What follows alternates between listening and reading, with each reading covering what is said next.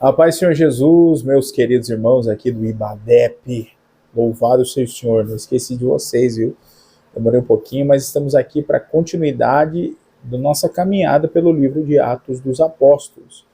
E a gente parou no capítulo 14, né? Paulo e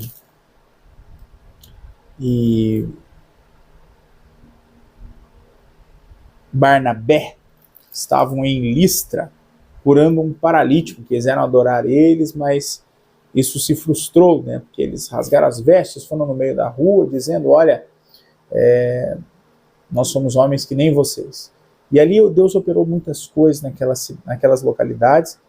E então, nós vamos para o capítulo 15, que nós vemos a primeira AGO, a primeira Assembleia Geral Ordinária da Igreja Primitiva. Todo mundo se reuniu lá em Jerusalém para discutir o tema do momento, né? E qual era o tema? Por que estão pregando para os gentios? Não é para pregar para os gentios. E eles começam lá a se reunir e a questionar, principalmente a Pedro e a Paulo, né? O grande réu ali, digamos assim, seria Paulo.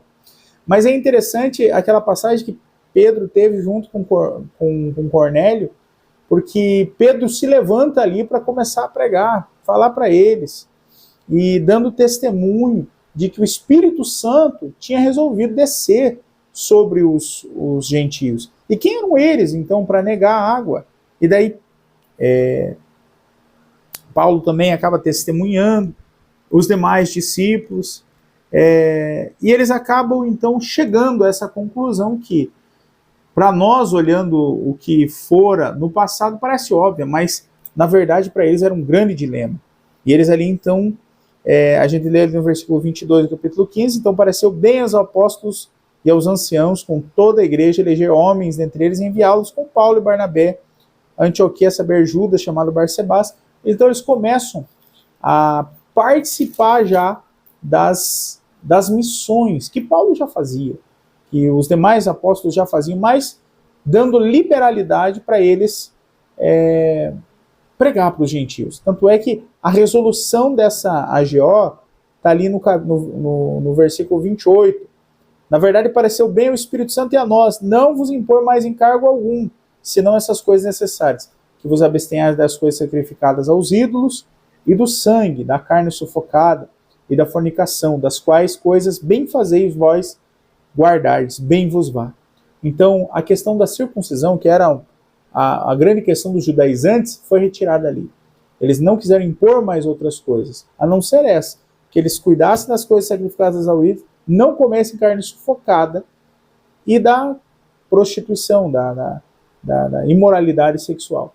Essas ordenanças estão para nós até os dias de hoje. Na verdade, o que foi definido nessa AGO serve para nós. Nós também devemos cuidar desses pontos. Então ali começa-se a organizar a segunda viagem, mas aí é aquela dissensão entre Barnabé e Paulo por causa de João Marcos. Paulo queria que João Marcos ficasse, que não fosse com ele, porque na primeira viagem ele havia retornado. Mas Barnabé fazia questão que ele fosse.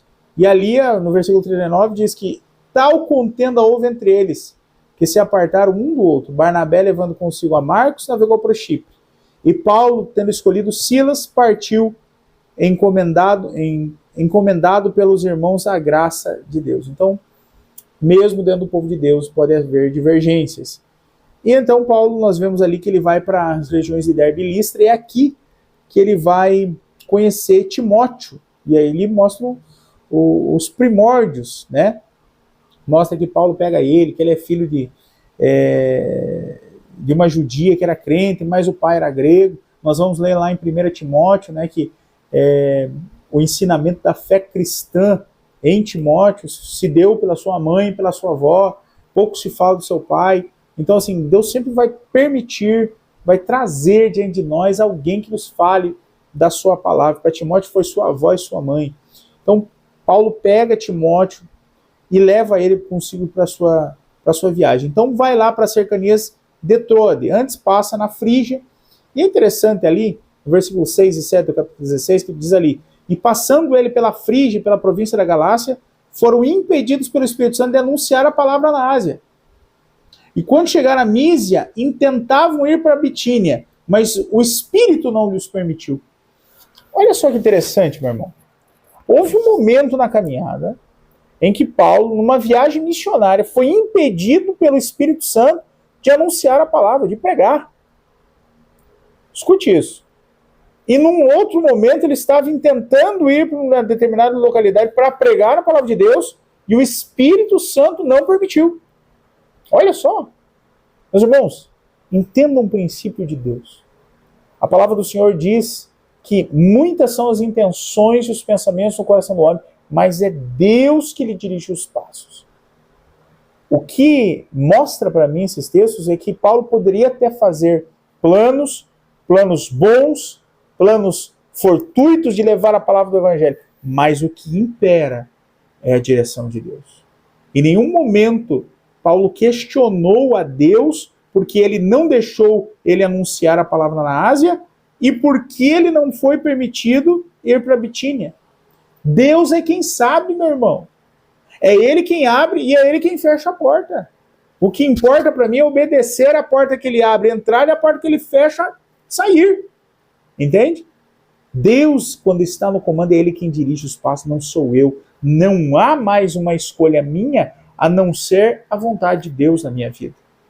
E aí, de noite, no meio dessas aflições, quem sabe ele teve, diante da vontade estabelecida de Deus, ele teve um sonho, onde ele viu um homem clamando, passa a Macedônia e ajuda-nos.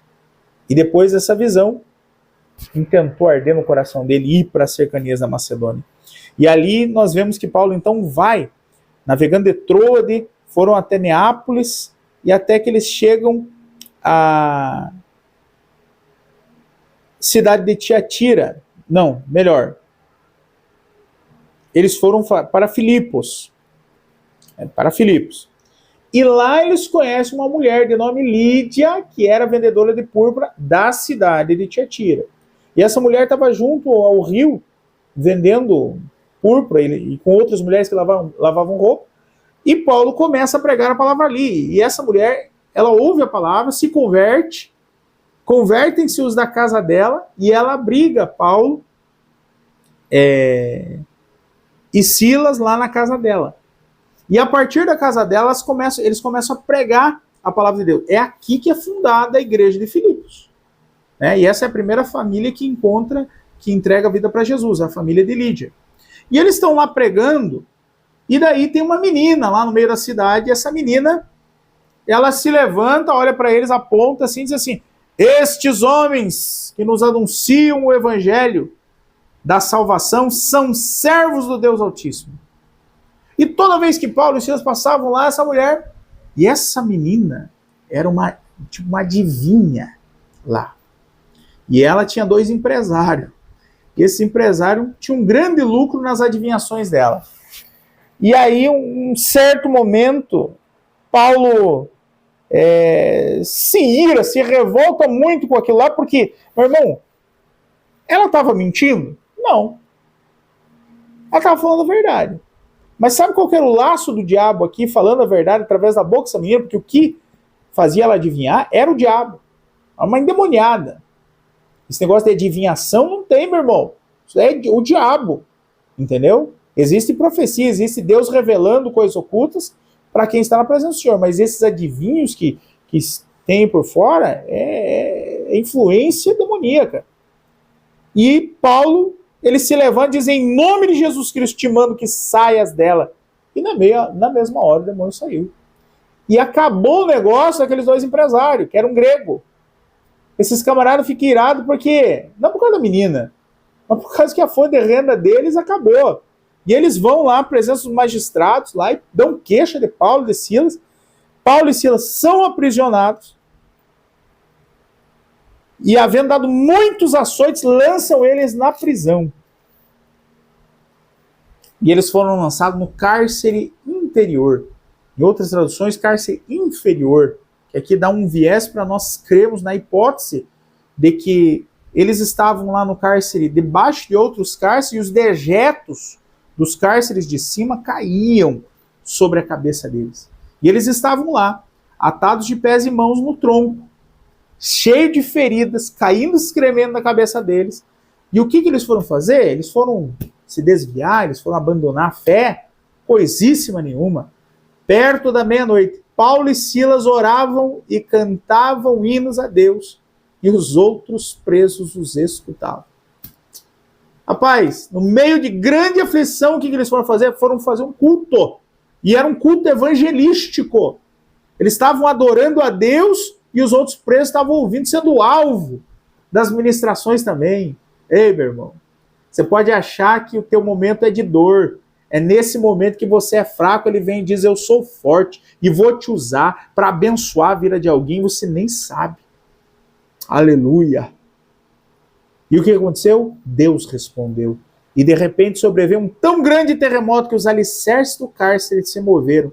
E logo se abriram todas as portas, foram soltas as prisões de todos.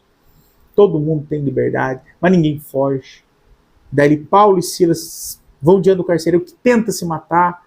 E por final ganham não só o carcereiro, mas vão para a casa dele e ganham a casa dele inteira para Jesus. Glória a Deus. Paulo continua a sua viagem missionária depois de tão grande livramento da parte de Deus. E eles vão pregando a palavra em vários lugares. Eles vão para Tessalônica, aí de repente eles chegam em Bereia, e os irmãos que estão lá em Bereia são mais excelentes que os irmãos das outras cidades, porque eles começam a conferir as coisas do Antigo Testamento, que era a Bíblia deles, para ver se estava tudo certo. Continuam. Paulo vai em Atenas. Esse momento de Paulo em Atenas, ali no capítulo 17, versículo 15 em diante. Paulo está passando lá em Atenas e ele vê os templos dos deuses romanos, né? E aí a cidade entrega a idolatria, isso mexe com o coração de Paulo. E ele, de repente, avista um templo, que é chamado Templo do Deus Desconhecido. E ele começa lá na frente desse templo a pregar, ei, eu vim pregar aqui para vocês esse Deus que vocês não conhecem. E ele começa a usar isso para pregar Jesus Cristo para eles ali, e surpreende a muitos, muitos entregam a vida para Jesus. Então alguns deles pegam ele ali, levam para o Areópago, que é um monte rochoso assim, que é onde os filósofos ficavam, tipo um anfiteatro natural, sabe? Que os filósofos, os estoicos ficavam lá, questionando a razão da vida, a razão do ser, filosofando. E eles começam a ouvir ele lá, e tem muita gente que se converte lá. Uma grande obra é feita lá. E aí então Paulo parte para Corinto, e lá em Corinto foi esse o período em que ele fundou a igreja. Foi lá que ele conhece Áquila, né, e a sua mulher, a Priscila, ou Prisca, em outras traduções, que eram de Roma, mas por causa do edito do imperador Cláudio tiveram que sair, né, e eles começam lá a pregar. E tem bastante oposição naquela cidade por causa da idolatria, mas Paulo continua, Deus fala com ele, não temos, continue pregando. E Paulo então é levado diante de um procônsul, né, chamado Galho, e diante desse Galho ele continua pregando. E aí ele continua suas viagens missionárias. Nós vemos ali uma passagem em que Áquila, depois que entrega a vida para Jesus, ele vai instruir um irmão chamado Apolo. E Apolo é um dos grandes pregadores da palavra de Deus na igreja de Corinto, um homem eloquente. E ele começou a ser instruído por Áquila e Priscila, e torna-se então um grande pastor ali na cidade de Corinto. Aí então Paulo vai para Éfeso, no capítulo 19, e ele chega lá pregando o batismo com o Espírito Santo, e eles não sabiam. Sabiam só do batismo de João Batista. E quando ele começa a pregar lá, o Espírito Santo desce sobre a vida deles lá, e acontece um grande reboliço naquela região, porque Deus salva e batiza muita gente lá. Acontece lá um caso lá de alguns discípulos lá,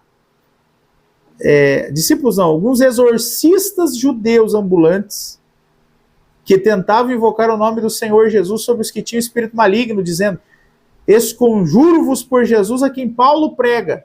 Então, esses judeus não eram discípulos, mas ouviam Paulo pregar, viam a autoridade que Deus tinha na vida dele, e tentaram expulsar os demônios lá pelo nome do Deus de Paulo, pelo nome de Paulo.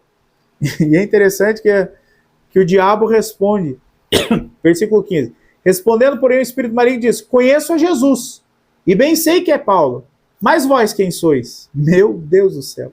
E saltando neles os homens que tinham o espírito maligno, o homem que tinha o espírito maligno, assenhorando-se deles, pôde mais do que eles, de tal maneira, nus e feridos, fugiram daquela casa. Então eles tentaram expulsar o diabo lá, o diabo foi para cima dele, deu uma sova, deu uma surra neles, de tal maneira que eles ficaram tudo esfolados, e ele arrancou todas as roupas dele, rasgando com as mãos, e eles tiveram que sair fugido. E isso deu um grande rebuliço lá naquela região, o que fez muita gente seguir a Deus que Paulo pregava. Houve lá também um rebuliço por causa do Demétrio. Esse Demétrio aí, ali no capítulo 23, era um artesão, que era tipo assim, um líder do sindicato de artesãos da deusa Diana. E o negócio dele estava falindo. Ai, que legal. Porque assim, ó, Paulo começou a pregar, boa parte da cidade estava abandonando os deuses, estava quebrando, isso estava acabando com o negócio deles lá. E ele junta todos os demais artífices lá, dizendo que o ofício deles está sendo ameaçado. Ele diz lá, senhores, vós bem sabeis desse ofício, temos a nossa prosperidade, e bem vedes e ouvis que não só em Éfeso, mas até quase em toda a Ásia este Paulo tem convencido e afastado uma grande multidão, dizendo que não são deuses os que fazemos com as mãos. Olha só. E não somente o perigo de que a nossa profissão caia em descrédito, mas também de que o próprio templo da grande deusa Diana seja estimado em nada. Glória a Deus, meus irmãos. Porque Paulo ali ele estava mexendo com aquela cidade inteira. E é interessante assim que ele fala a respeito de Paulo, dizendo assim, esses que têm atormentado o mundo, atormentado com a cabeça de Satanás, atormentado com os planos do diabo, mas trazendo liberdade a cativos, trazendo vista a cegos, trazendo audição a surdos, trazendo transformação, trazendo o evangelho da vida por onde ele passava. E aqui acaba o capítulo 19 do nosso Atos dos Apóstolos. Estamos chegando ao final. Faltam só mais 8 capítulos e eu vou até o fim com vocês. Tá bom? Deus abençoe, meus queridos. Dúvida, manda para mim no direct que a gente vai estar respondendo aí. Deus abençoe em Cristo Jesus.